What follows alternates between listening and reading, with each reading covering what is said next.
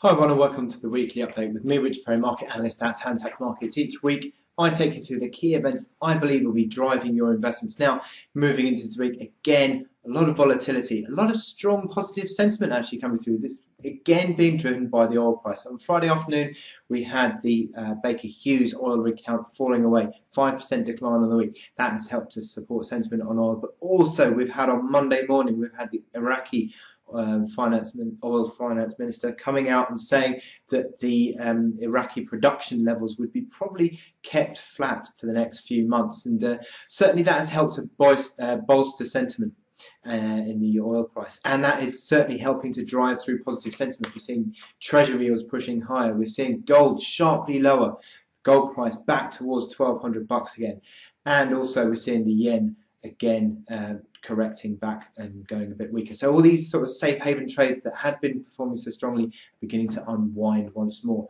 The other key factor is that we're seeing sterling under significant weakness today. Big selling pressure coming through. Over the weekend, we had David Cameron coming back from the EU summit, claiming he had a deal from the EU, and he could now hold this referendum, which is now going to be held on the 23rd of June. But the key figures in the government are now coming out. We're getting splits in the government. It's pretty much a free vote for the government ministers, so they can choose sides. We're seeing one key member in specific.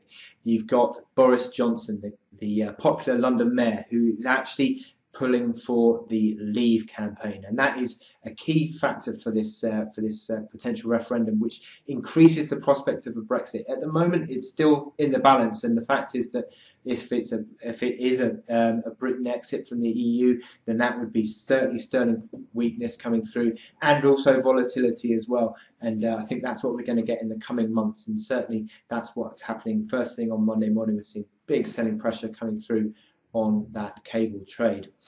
So the other part that we need to look out for this week is just a general amount of US dollar driving data from the States. Quite a lot of data come out, not always tier one, but certainly important data nonetheless. So in terms of forex markets, well, we've got a big impact. That improvement in sentiment is pulling euro dollar lower. It's back towards that key pivot. It's sort of looking like it's going to be breaking actually down below the support of the pivot at 110.50, and that would change the outlook, certainly near to medium term, pulling a more neutral, if not corrective, standpoint on the euro dollar trade.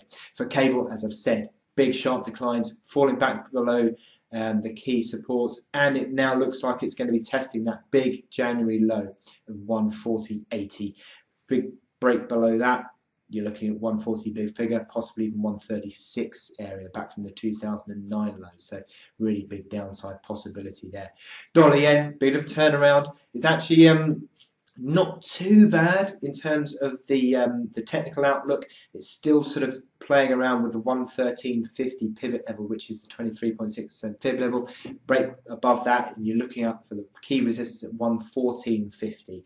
That is your 114.50, and then 114.90. They are the key levels to watch out for the upside. And the commodity currencies, well, they've been buoyed by this improvement in sentiment on Monday morning. Can this continue? Well, it's sort of on an outlook at which point they're sort of fluctuating, really. They're sort of in a more consolidation bands rather than being able to sort of drive a sustainable improvement. So for the equity indices, well, we've seen a big improvement actually in the last few weeks. We've seen the DAX breaking back above that Fibonacci level, that key 76.4% Fibonacci level that had been so pivotal. We've seen the FTSE, which is now back up towards its key downtrend resistance line. If it can break through that, it will be pulling higher, testing that key resistance now of that February high of 6,115. That is the key level we need to be looking out for, but certainly that is going to be driven by, once again, the oil price.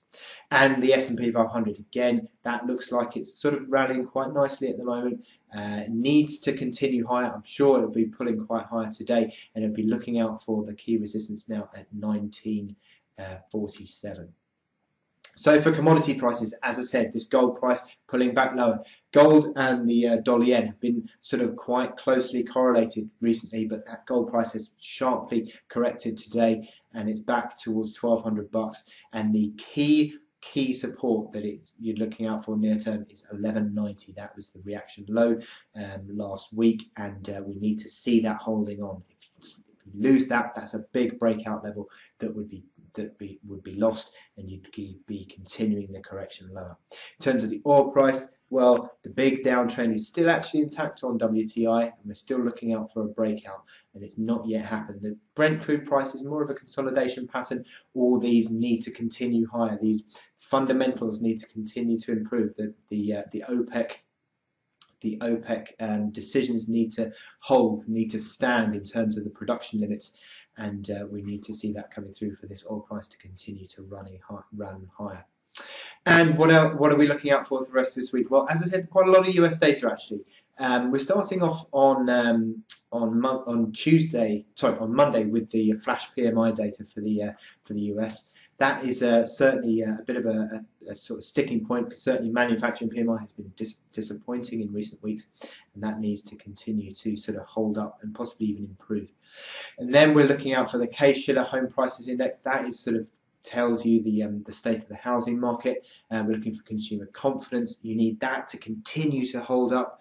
That is sort of been on a bit of a sort of sliding scale at the moment in the last few months, but that needs to hold up if you're going to see this US economy continue to sort of be driven by the retail sector. And then we're looking out for the Q4 GDP. The second reading of Q4 GDP for the States, not looking great. It looks like it's going to have a bit of a downward revision to 0.5% on the quarter for the annualized data. And then finally on Friday, we've got the core PCE, which is exactly the data, the inflation data that Janet Yellen and the FOMC will be looking out for. And that's expected just to sort of stay around about the 1.4%. Which is not showing a particularly strong pickup, but considering we had the core CPI on last Friday, nicely pulling higher than expected, maybe we could get a pickup in PCE as well. But the markets are not necessarily expecting it. Anyway, so lots to go on this week, lots to drive your investments, and I wish you good luck in your trading, and I'll speak to you next time. Thank you.